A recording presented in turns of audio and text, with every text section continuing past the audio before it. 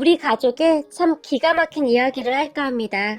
우리 집을 잠시 소개하자면 부모님과 형, 그리고 누나가 있습니다. 형과 누나는 이미 결혼을 한 상태이고 저는 결혼 생각도 별로 없고 그냥 시골 마을에서 부모님과 농사를 짓고 있습니다. 그런 우리 가족에게는 다른 가족들과 다른 것이 하나 있는데요. 우리 집은 아빠의 동생인, 그러니까 저에게는 작은 아빠 그리고 작은 엄마를 마치 우리 부모님처럼 챙기며 살고 있어요. 우리 아빠에게 작은 아빠는 아픈 손가락이었다고 합니다. 할아버지 할머니께서 늘 근심이 많으셨다고 하는데요. 그 시절에 병원을 그렇게 많이 다녔다고 하니 가족들이 얼마나 힘이 들었을지 이해가 되기도 합니다. 그런 작은 아빠는 다행히 큰 문제 없이 잘 컸고 작은 엄마와 만나서 결혼까지 했는데 제 어린 시절 기억에 할아버지와 할머니께서 우리 아빠를 붙들고 기뻐서 눈물을 그렇게 흘리던 모습이 생생히 기억이 나기도 합니다. 할머니는 작은 아빠가 결혼한 뒤 얼마 후에 돌아가셨는데 할머니가 눈을 감기 전 우리 막내 결혼하는 것까지 보고 갈 수 있어서 지금 눈을 감아도 원이 없다 라는 말을 했을 정도였어요. 하지만 그 뒤에도 작은 아빠의 삶은 평탄치가 못했는데요. 결혼하고 한참이 지나도 작은 아빠, 작은 엄마 사이에 아이가 생기지 않았어요. 물론 그 시절에 두 분이 검사 같은 걸 해본 것은 아니었지만 다들 작은 아빠의 몸에 이상이 있지는 않았을까 하고 추측만 해볼 뿐이었는데요. 그렇게 두 분에게는 평생토록 아이가 없었습니다. 그런 작은 아빠를 보며 돌아가신 할아버지는 불쌍한 것, 불쌍해서 어쩔까나, 내 업보다 내가 전생에 죄가 많아서 그런 거다. 항상 눈물을 흘리셨어요. 할아버지는 우리 엄마 아빠에게 만약 내가 잘못되면 니들이 우리 대진인 거다. 하나뿐인 네 동생 부부 니들이 신경 좀 써주거라 라는 말을 수시로 하셨어요. 아마도 작은 아빠 부부에게 자식이 없어서 걱정을 많이 하셨던 것 같아요.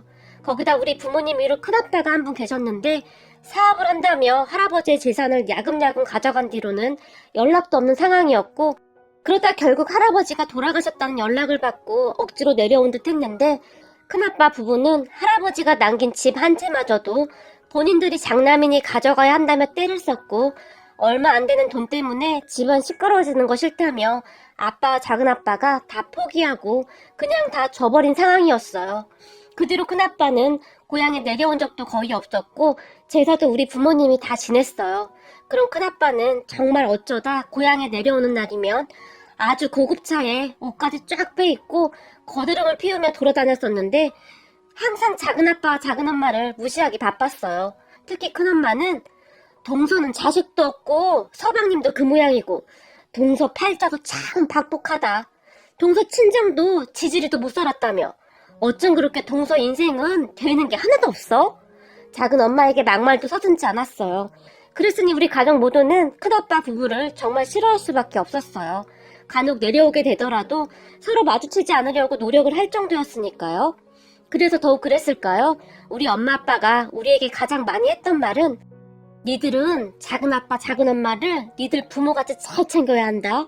니들 작은엄마 작은아빠한테 가족이라고는 우리가 전부잖니? 라는 말이었어요.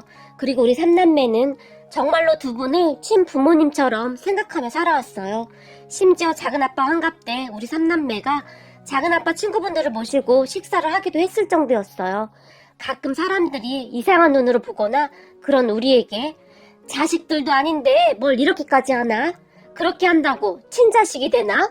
라는 말을 하기도 했는데요. 그 말을 듣던 우리 형이 부모한테 얼굴 한번 안 비추는 아저씨 자식들보다는 우리 같은 자식들이 더 낫지 않습니까? 그러니 우리 부모님한테 말 함부로 하지 마시죠. 라는 쓴소리를 하기도 했어요. 그런 우리 형제들을 보며 작은아빠 작은엄마는 항상 고마워했어요. 그런데 그런 작은아빠 작은엄마에게는 약간의 문제라면 문제가 있었는데요. 결혼하고 몇 년 뒤부터 작은아빠가 한두 잔씩 마시기 시작하더니 급기야는 만취 상태로 지내는 일이 많아졌어요. 작은엄마 말로는 남들 다 있는 자식도 없고 내 인생은 왜 이 모양인 거야 이라며 작은아빠가 그렇게 눈물을 흘렸다고 합니다.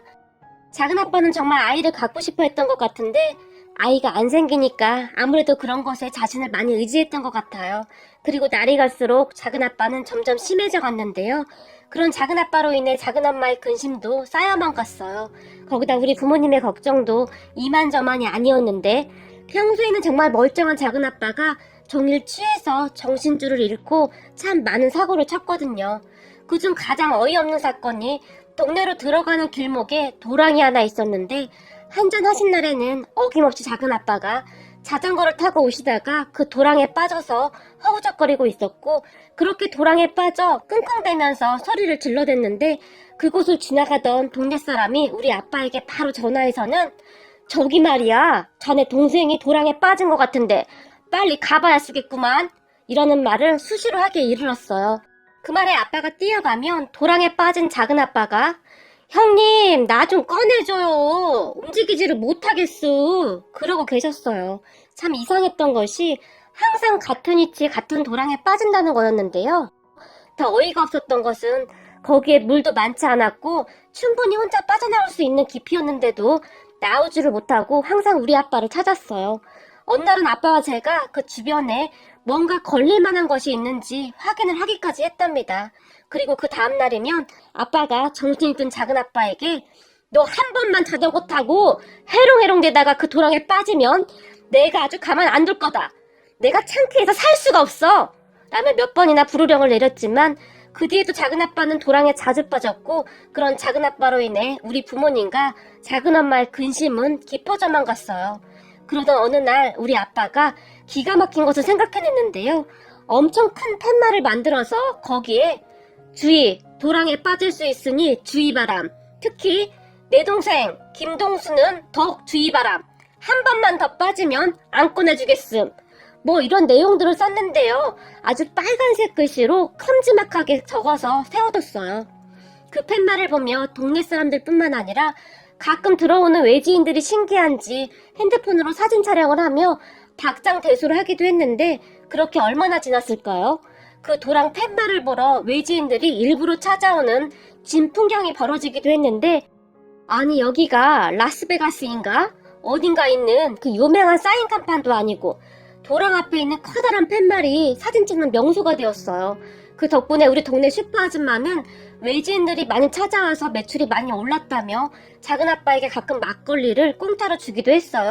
그러면 우리 아빠가 그 슈퍼에 득달같이 달려가서는 어이 김씨 아줌마 내 동생한테 물어보니 아줌마가 내 동생한테 막걸리 공짜로 준다고 하던데 한 번만 더 주기만 해봐. 내가 아주 가만 안 둘라니까. 라며 경고를 하기도 했어요. 그런데 그것이 통하긴 통한 것인지 그 뒤에는 작은 아빠가 더 이상 도랑에 빠지는 일이 없었어요. 다만 어느 날 팻말을 빼서 우리 집으로 가지고 와서는 형님 이건 그만 좀 치웁시다 라며 멋쩍은 표정으로 말을 했지만 너 그거 당장 그대로 세워둬. 안 그러면 돌아가신 아버지 사진 크게 뽑아서 그 옆에 더 크게 걸어둘라니까. 아빠가 작은 아빠에게 화까지 내면서 말을 했고 그런 아빠의 상화에 결국 작은 아빠가 도랑 옆에 팻말을 다시 꽂아주기까지 했어요. 그 뒤부터 작은 아빠는 아무리 취해도 저 멀리서 팻말을 보고는 조심조심 자전거를 타고는 무사히 들어오게 되었어요. 하지만 작은 아빠는 여전히 농사는 뒷전이었는데요. 그랬기에 그 농사를 우리 부모님과 저 그리고 작은 엄마가 같이 했다고 보시면 될 것 같아요. 작은 아빠와는 달리 작은 엄마는 참 억척 같은 분이셔서 홀로 농사를 지었거든요. 그랬던 작은 엄마는 우리 부모님을 믿고 의지할 수밖에 없었는데요. 형님, 이건 어떻게 해야 해요? 아주버님 큰일 났어요. 라며 아주 수시로 우리 집을 왔다 갔다 했으니까요. 우리 부모님도 우리 농사 스케줄을 잡기 전에 우선 작은 엄마 농사 스케줄을 잡고 항상 작은 엄마 농사를 도와준 뒤 우리 것을 시작하곤 했어요. 우리는 평생토록 그렇게 살아왔어요.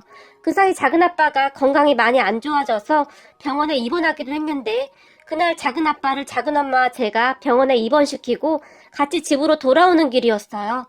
작은 엄마, 작은 아빠가 저렇게 속 썩히는데 왜 이혼할 생각을 안 했어? 작은 엄마에게 넌지시 물었는데 그 순간 작은 엄마의 눈에 살짝 눈물이 맺혔어요. 그런 작은 엄마를 가만히 바라보고 있었는데 우리 작은 엄마가 젊었을 때 참 예뻤어요. 그래서 작은 아빠와 작은 엄마가 결혼하던 그 시절 사람들이 예쁘면 얼굴값 한다고 하는데 얼굴값 좀 하겠네 라는 말을 참 많이들 했었다고 하는데 작은 엄마는 그런 사람이 아니었어요. 작은 아빠가 정말 속을 많이 썩했음에도 항상 한결같이 작은 아빠를 챙겼으니까요. 그날 그렇게 작은 엄마의 얼굴을 빤히 바라봤는데 어느새 나이가 많이 들어버린 작은 엄마의 얼굴에 주름이 가득했어요. 그런 작은 엄마에게 그냥 확 이혼하고 작은 엄마 인생 살았어야지. 요즘 같았으면 바로 이혼했을 텐데. 제가 다시 말을 했지만 그 순간 작은 엄마가 눈가에 맺혀있던 눈물을 닦으며 그럴 수가 없었다. 네 작은 아빠가 지금은 저렇게 되었지만 젊었을 때는 정말 어디 하나 나무랄 데가 없는 사람이었어. 우리한테 애가 하나만 있었어도 저리 되진 않았을 텐데 라고 말을 하던 작은 엄마가 깊은 한숨을 내쉬었는데요. 그게 작은 엄마 잘못은 아니잖아. 아빠 말로는 아무래도 작은 아빠 몸이 약해서 그런 것 같다고 하던데. 제가 다시 말을 했지만 누구 잘못인 게 뭐가 중요해. 그냥 애가 안 생긴다는 게 마음 아픈 것 뿐이지. 작은 엄마가 안타까운 듯이 말을 했어요. 그런데 그때 작은 엄마가 정말 놀랄만한 말을 해줬는데요. 사람들이 나보고 왜 그리 사냐고 다들 뭐라고 하긴 했다. 어떤 사람은 재혼자리를 알아봐 주기까지 했고. 작은 엄마가 잠시 말을 멈췄는데요. 진짜? 그럼 그때 뒤도 돌아보지 말고 그냥 가지 그랬어. 그럼 이렇게 고생하진 않았을 텐데. 제가 안타까운 듯이 말을 했는데 그때 저는 진심이었어요. 항상 고생만 하는 작은 엄마가 참 안타까웠거든요. 하지만 그런 제 말을 듣던 작은 엄마가 근데 나는 절대 그럴 수가 없었다. 왠지 아니? 네 작은 아빠가 우리 엄마에게 그렇게 잘했거든. 내 위로 오빠가 한 명 있는데 그 오빠가 개차반도 그런 개차반이 없었어. 사업한다 뭐한다 그러면서 친정 재산을 야금야금 빼갔는데 나중에는 친정엄마가 혼자 살던 친정집까지 날아가게 생겼더구나. 그 말을 듣고 내가 얼마나 눈물을 흘렸는지 몰라. 근데 네 작은 아빠가 우리 친정엄마를 그렇게 잘 챙길 수가 없었어. 우리도 없는 살림에 네 작은 아빠가 먹을 거 안 먹고 입을 거 안 입고 매달 조금씩 생활비도 보태드리고 그렇게 잘할 수가 없었어. 그리고 우리 엄마가 좋아하는 것들을 나보다 더 많이 알고 있을 정도였어. 그랬으니 우리 엄마가 나보다도 네 작은 아빠를 더 좋아했었단다. 그 뒤로 우리 엄마가 병원에서 한동안 계시다 돌아가셨는데 그것도 그렇게 살뜰히 챙겼어. 네 작은 아빠가 비록 지금은 저렇게 되었지만 참 착한 사람이었어. 우리 엄마가 돌아가시기 전에 네 작은 아빠 손을 꼭 잡으면서 이제 나까지 가면 우리 딸 혼자니까 자네가 우리 딸 좀 잘 챙겨주게나. 그동안 정말 고마웠네. 자네 덕분에 내가 지금 눈을 감아도 여한이 없을 것 같네. 라는 말을 할 정도였으니까 그때 생각이 나는지 작은 엄마가 하던 말을 잠시 멈췄는데요. 그랬는데 내가 네 작은 아빠를 어떻게 나 몰라라 하고 떠나겠니? 그리고 나는 이곳을 떠날 수가 없었어. 내 가족이 다 여기에 있는데 내가 어떻게 떠나겠니? 우리 오빠보다 더 오빠 같은 우리 아주버님과 친언니 같은 형님이 여기에 있는데 절대 그럴 수가 없지. 우리 엄마 돌아가셨을 때도 우리 아주버님과 형님이 옆에서 끝까지 지켜주고 다 챙겨주셨단다. 내겐 정말 소중한 가족이란다. 내 가족이라고는 그분들밖에 없는데 내가 어떻게 그분들을 떠나서 살 수가 있겠니? 네 작은 아빠가 그러고 다녀서 힘든 것보다 그분들이 사랑으로 감싸주는 게 더 컸기에 나는 다 참을 수 있었다. 그러니까 너도 작은 아빠 너무 미워하지 말거라. 참 인생이라는 것이 그렇더구나. 작은 엄마가 저에게 당부까지 했어요.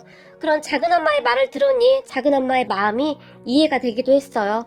그리고 얼마 후 작은 아빠가 퇴원을 해서 돌아왔고 치료를 받은 뒤로 많이 좋아진 듯 했는데요. 그 뒤로는 건강이 걱정이 되었는지 옛날같이 취해서 동네를 돌아다니는 일도 없었고 그렇게 한동안 조용했던 것 같아요. 그러던 어느 날 간이 좋지 않았던 작은 아빠가 결국 지병을 이기지 못하고 돌아가셨어요. 그 누구보다도 우리 아빠의 충격이 어마어마한 듯 했는데요. 몇 날 며칠을 눈물만 흘리셨는데 작은 엄마도 말할 수 없는 큰 충격을 받은 것인지 종일 누워만 계셨어요. 그러던 어느 날 아빠가 작은 엄마에게 재수씨 이제 그만 털고 일어나야죠. 동생 옷이랑 짐이랑 정리합시다. 라며 말을 꺼냈고 그 다음날 우리 부모님과 제가 작은 엄마 집에 가서 작은 아빠의 옷가지와 짐을 정리하게 되었어요. 그런데 그러던 중 우리는 작은 아빠의 옷 속에서 정말 어마어마한 것을 발견하게 되었는데요. 지금 생각해봐도 그건 기적이 아니었나 싶네요. 작은 엄마가 작은 아빠가 입던 낡은 점퍼를 들어서 큰 비닐봉투에 담으면서 주머니를 확인하고 있었는데 종이 쪼가리를 발견한 작은 엄마가 이건 뭐야? 라며 뭔가를 집어들었는데요. 아유, 그 와중에 복권을 다 샀었네. 생전 이런 거 사는 사람이 아닌데 무슨 바람이 불어서 이런 걸 샀을까요? 작은 엄마가 별일이라는 표정으로 그 복권을 구겨버렸는데요. 그 모습을 보던 아빠가 복권이요? 라고 묻고는 작은 엄마가 구겨버린 복권을 건네받았는데 그런 아빠를 보며 에이, 보실 필요도 없어요. 그게 당첨됐으면 벌써 난리를 쳤겠죠. 그냥 뒀겠어요. 작은 엄마가 그냥 버리라고 했고 그렇지요. 이는 팔자에 복권은 무슨 복권이겠습니까? 라며 말을 하고 아빠가 복권을 휴지통에 버리려고 했는데 옆에 있던 우리 엄마가 그 복권을 저에게 주면서 그래도 작은 아빠가 남긴 유품인데 네가 한번 맞춰보거라. 혹시 아니? 라며 제게 던졌어요. 하지만 엄마도 그다지 신경 쓰지 않는 듯 했는데요. 제가 복권을 집어들고는 핸드폰으로 날짜와 번호를 확인해봤는데 이상하게 얼추 맞는 것 같았어요. 순간 제 가슴이 콩닥콩닥 뛰기 시작했고 입술이 바짝바짝 마르는 것 같았어요. 그리고 제 입에서는 엄마? 엄마! 지금 그러고 있을 때가 아닌 것 같은데? 뭔가 잘못된 것 같아. 그럴 리가 없잖아? 그 말이 뚝 하고 튀어나왔는데요. 제 말을 듣던 엄마가 뭘 그럴 리가 없어. 빨리 작은 아빠 유품 정리나 해. 라고 말을 했는데 엄마? 복권 말이야. 당첨된 것 같은데? 당첨? 5,000원? 그래도 가져. 그리고 빨리 정리나 해. 엄마는 계속 제 말을 무시한 채 정리 중이었어요. 엄마? 진짜 나 이거 가져도 돼? 작은 엄마, 작은 아빠가 대형 사고 친 것 같아. 제가 작은 엄마를 보며 말을 했어요. 제 말에 작은 엄마가 뭐? 네 작은 아빠가 뭔 사고를 쳐? 놀라서 물었는데요. 작은 엄마, 먼저 숨을 크게 한번 들이쉬고 놀라지 말고 내 말 잘 들어. 엄마 아빠도 심장 꽉 붙들어 매. 이제 작은 엄마 인생 끝났어. 작은 엄마 좋아하는 소고기 이제 평생토록 맨날 먹을 수 있어. 그것도 1등급 한우로만. 제가 흥분한 채 말을 했는데요. 그게 뭔 소리야? 라며 다들 저만 바라보고 있었어요. 1등이야? 설마 너 지금 뻥치는 거지? 엄마가 물었고 엄마 마지막으로 이거 진짜 나 가져도 돼? 나 이거 가지고 그냥 조용히 사라져 줄게. 그동안 키워줘서 정말 고마웠어. 작은 엄마도 그동안 고마웠어. 그럼 나는 이만 사라져 줄게. 라며 제가 복권을 주섬주섬 주머니에 집어 넣었는데요. 엄마가 아빠를 보며 여보! 유진이 저거 잡아! 유진이 꼭 붙들고 있어봐! 그렇게 저는 엄마와 아빠에게 붙들려 있었고 무슨 영문인지도 모른 채 작은 엄마가 제 주머니를 뒤졌는데요. 그렇게 복권을 꺼내서는 엄마에게 주었는데 엄마가 제 핸드폰을 강제로 빼앗더니 번호를 맞추기 시작했어요. 그리고는 동서! 내 볼 좀 끄집어봐! 이거 꿈 아니지? 대한민국 만세! 엄마가 큰 소리로 외쳤어요. 그렇게 작은 엄마도 아빠와 같이 번호를 확인하더니 작은 엄마가 그 자리에서 털썩 주저앉아 버렸고 그런 작은 엄마를 보며 아빠가 재수씨 괜찮아요? 라고 묻더니 저를 보며 유진아 너 빨리 가서 물 한 잔만 가지고 와 얼른! 이라고 소리를 질렀어요. 그리고 잠시 후 찬물을 한 컵 들이킨 작은 엄마가 이 사람이 평생토록 고생만 시키더니 마지막 가면서 우리한테 선물을 주고 가나 봅니다. 작은 엄마가 울먹이며 말을 했는데 동서, 우리한테가 아니라 동서한테 주고 가는 거지. 이 복권 서방님이 산 거니까 동서 거지. 동서 그동안 고생 많았어. 이렇게 잘 살아줘서 항상 고마웠는데 드디어 우리 동서한테도 해 뜰 날이 오는구만. 엄마가 작은 엄마를 꼭 안아주며 말을 했어요. 그런 엄마의 말을 듣던 작은 엄마가 에이 무슨 말이에요. 아주버님과 형님이 저보고 항상 가족이라고 했잖아요. 그러니 우리 모두 거죠. 그럼 형님은 지금껏 저를 가족으로 생각 안 하신 거예요? 말로만 가족이라고 하신 거예요? 작은 엄마가 서운하다는 목소리로 말을 했지만 동서가 그동안 얼마나 고생했어. 그러니까 하는 소리지. 동서 이제 이 돈으로 편히 살면 되겠다. 우리가 그동안 동서 힘들게 살아서 항상 마음 아팠는데 이제야 마음이 좀 편해지네. 엄마가 눈물을 쏟으며 진심으로 축하해줬어요. 하지만 작은 엄마는 우리 가족 이제 고생 끝이에요. 아주버님, 형님, 우리 이제 즐겁게 살아요. 그동안 저 때문에 고생만 한 두 분한테 저도 은혜 갚을 날이 왔네요. 작은엄마가 활짝 웃으며 말을 했어요. 그리고는 아이고 이런 미련퉁이 같은 양반아. 복권을 샀으면 맞춰볼 생각을 해야지. 같이 있었으면 얼마나 좋았어 그래.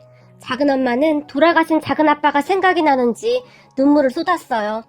그렇게 우리는 주말이 지나가기만을 손꼽아 기다리며 주말 내내 가족들이 돌아가면서 불침번을 서며 작은엄마 집을 철통같이 경호하느라 다크서클이 턱 밑까지 내려올 지경이었어요. 그리고는 월요일날 모두가 서울로 상경해서 복권을 바꾸러 갔고 작은엄마가 통장에 입금된 돈을 딱 반으로 나눠서 우리 부모님에게 드렸어요. 우리 부모님이 거절했지만 작은엄마는 절대 안 된다며 정확히 나눠 가졌고 복권을 맞춘 저도 꽤 많은 돈을 받았답니다. 형님, 우리도 이제 맛있는 것도 먹으러 다니고 여행도 다녀봐요. 그 머시기 북극 하와이 말고 미국에 있는 진짜 하와이? 거기도 가봐요. 우리도 이제 좀 즐겁게 살아봐요. 라며 활짝 웃었어요. 그때 우리 부모님과 작은엄마의 삶이 많이 달라졌는데요. 평생 농사일만 하던 분들이었기에 조금씩 여유를 가지고 즐기며 살고 싶다고 하셨거든요. 우리 삼남매도 그런 부모님과 작은엄마를 적극 응원해드렸어요. 오늘은 엄마가 작은엄마 집에 마실을 갔는데 엄청 비싼 화장품을 어디서 사셨다는데 두 분이서 한껏 멋을 내고 우리 집으로 들어오셨어요. 그런데 두 분의 얼굴을 보며 제가 뒤로 넘어가 버리고 말았는데요. 아니, 여자 강씨 두 명이 들어오는 줄 알았어요.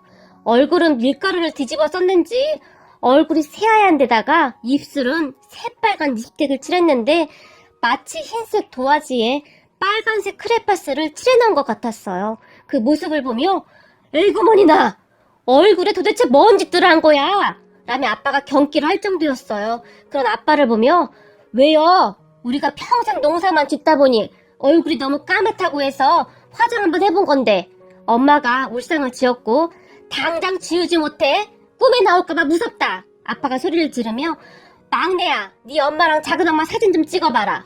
이거 네 형이랑 누나한테 보내줘야겠다. 아니다. 우리 동네 노인정에 딱 붙여놓으면 다들 좋아하겠구만. 이라며 두 분을 놀렸어요.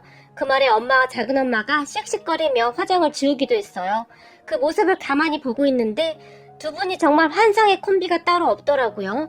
그리고 얼마 후에 우리 아빠가 난생 처음으로 좀 비싼 자동차를 사셨어요.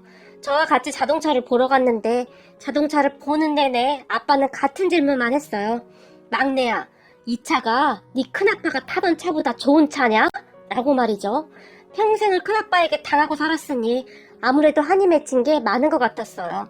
그렇게 아빠는 큰아빠가 타던 자동차보다 좋은 자동차를 샀고 그 좋은 자동차에 엄마와 작은엄마를 태우고 동네를 몇 바퀴씩 돌기도 했고 그러다가 지겨워지면 읍내로 마시를 나가기도 했어요. 참 재미있는 것이 말이죠. 세 분이서 무슨 세트도 아니고 항상 같이 다녔어요. 그렇게 우리 가족의 삶은 정말 많이 나아졌는데요. 그러던 어느 날 소문을 들었던 것인지 큰아빠 부부가 급히 내려왔더라고요. 그리고 우리 집 앞에 딱 세워져 있던 아빠 차를 보며 안색이 창백해졌는데요. 저거 네 차냐? 큰아빠가 아빠에게 물었어요. 네, 이번에 큰 돈이 생겨서 샀습니다. 더 좋은 차로 살려고 했는데 이런 시골에서 굳이 그런 차가 필요할까 싶어서요. 아빠가 의기양양한 표정으로 말을 했어요. 동네 사람들 말 들어보니 복권에 당첨됐다고 하던데 사실이냐? 큰아빠가 기대 가득한 눈빛으로 물었고 아, 네. 상수 유품 정리하다 보니 그 유품 안에서 복권이 나왔지 않겠어요? 그냥 버릴까 하다 맞춰보니 1등이더라고요. 그때 그거 보고 심장이 어찌나 떨리든지 지금도 꿈인지 생시인지 모르겠는데 재수씨가 당첨금 반을 뚝 떼줬어요. 아빠는 그때가 다시 생각나는지 얼굴이 상기되어 있었어요. 뭐야? 왜 니들끼리만 나눠가져? 나도 상수 형인데. 그 순간 큰아빠 입에서 그 말이 툭 하고 튀어나왔는데요.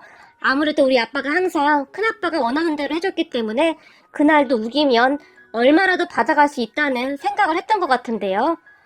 아니 생각해봐라. 나도 상수형인데 당연히 지분이 있는 거지. 근데 나한텐 이 딱 다물고 니들끼리만 헤쳐먹어?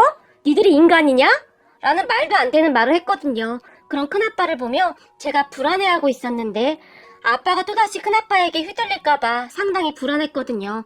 그런데 그런 큰아빠의 말을 듣던 아빠가 형님, 사람이 살면서 말이요. 최소한의 사람의 도리라는 것이 있어. 형님이 아버지 재산 탈탈 다 털어가 놓고 아버지 제사 한번 참석한 적 있어?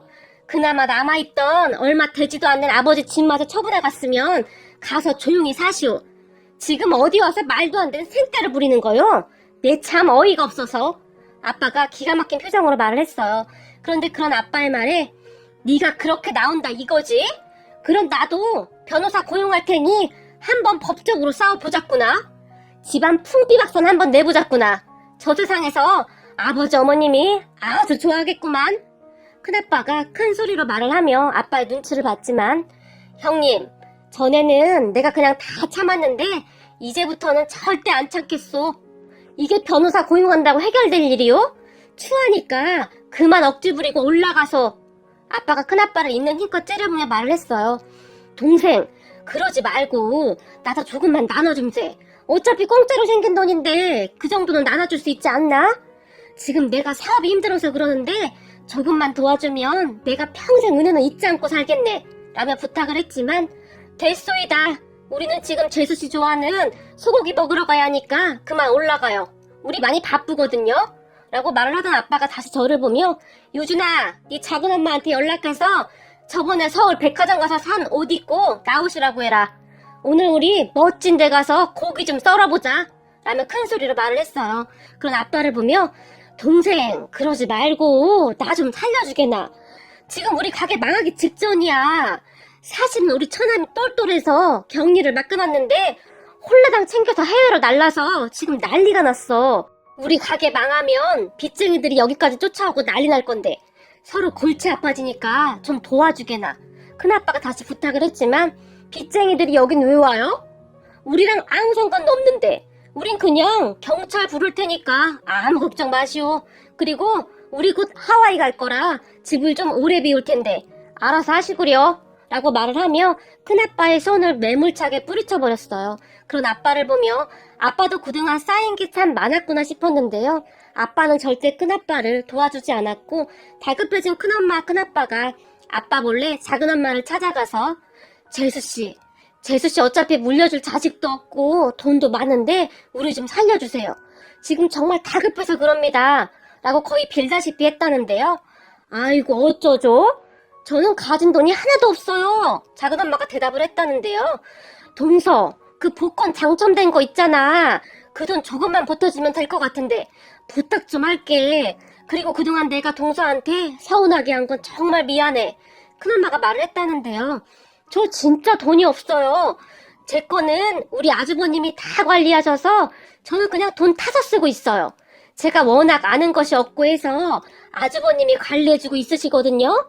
그냥 은행에 제일 안전하다고 절대 다른 거 하지 말라고 하셔서 은행에 있긴 한데 저는 아무것도 몰라요 라고 대답을 했다네요.